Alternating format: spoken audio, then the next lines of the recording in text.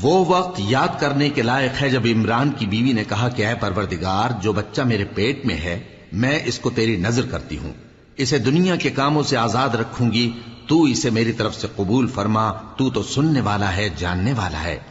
پھر جب ان کے ہاں بچہ پیدا ہوا تو کہنے لگی کہ پروردگار، میرے تو لڑکی ہوئی ہے، جبکہ اللہ خوب جانتا تھا جو ان کے ہاں ولادت ہوئی تھی، اور نہ ہوتا لڑکا مانند اس لڑکی کے۔ اور کہنے لگیں میں نے اس کا نام مریم رکھا ہے، اور میں اس کو اور اس کی اولاد کو شیطان مردود سے تیری پناہ میں دیتی ہوں۔ تو اس کے پروردگار نے اس کو پسندیدگی کے ساتھ قبول فرمایا اور اسے اچھی طرح پرورش کیا، اور زکریا کو اس کا کفیل بنایا۔ زکریا جب کبھی عبادت گاہ میں اس کے پاس جاتے تو اس کے پاس کھانا پاتے۔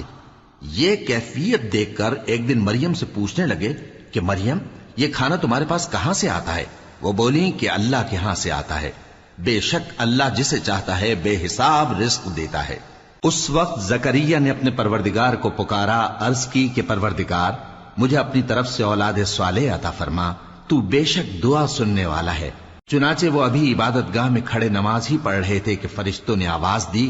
کہ زکریا، اللہ تمہیں یحییٰ کی بشارت دیتا ہے، جو کلمۃ اللہ یعنی عیسیٰ کی تصدیق کریں گے اور سردار ہوں گے اور عورتوں سے رغبت نہ رکھنے والے اور ایک پیغمبر یعنی نیکوکاروں میں ہوں گے۔ زکریا نے کہا، اے پروردگار، میرے ہاں لڑکا کیوں کر پیدا ہوگا کہ میں تو بڈھا ہو گیا ہوں اور میری بیوی بانجھ ہے۔ فرمایا، اسی طرح اللہ جو چاہتا ہے کرتا ہے۔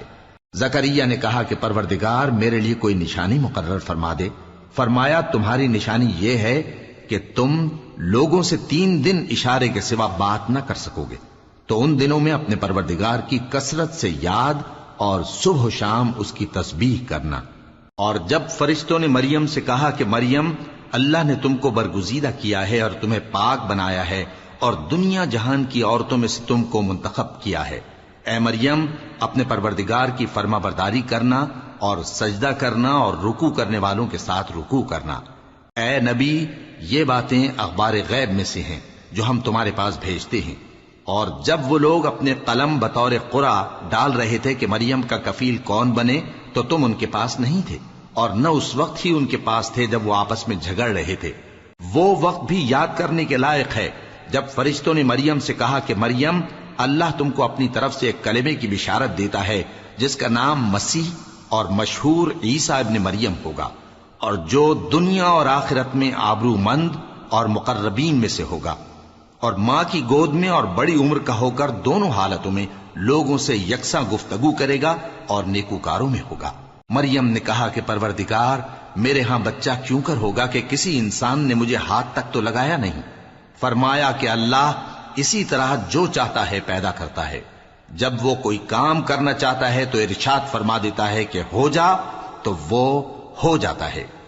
اور وہ اسے کتاب و حکمت اور تورات اور انجیل کا علم عطا کرے گا، اور عیسیٰ بنی اسرائیل کی طرف پیغمبر ہو کر جائیں گے اور کہیں گے کہ میں تمہارے پاس تمہارے پروردگار کی طرف سے نشانی لے کر آیا ہوں، وہ یہ کہ تمہارے سامنے مٹی سے پرندے کی صورت بناتا ہوں، پھر اس میں پھونک مارتا ہوں تو وہ اللہ کے حکم سے سچ مچ پرندہ ہو جاتا ہے، اور پیدائشی اندھے اور ابرص کو تندرست کر دیتا ہوں، اور اللہ کے حکم سے مردوں کو زندہ کر دیتا ہوں، اور جو کچھ تم کھا کر آتے ہو اور جو اپنے گھروں میں جمع کر رکھتے ہو سب تم کو بتا دیتا ہوں۔ اگر تم صاحب ایمان ہو تو ان باتوں میں تمہارے لیے نشانی ہے، اور مجھ سے پہلے جو تورات نازل ہوئی تھی اس کی تصدیق بھی کرتا ہوں، اور میں اس لیے بھی آیا ہوں کہ بعض چیزیں جو تم پر حرام تھیں ان کو تمہارے لیے حلال کر دوں،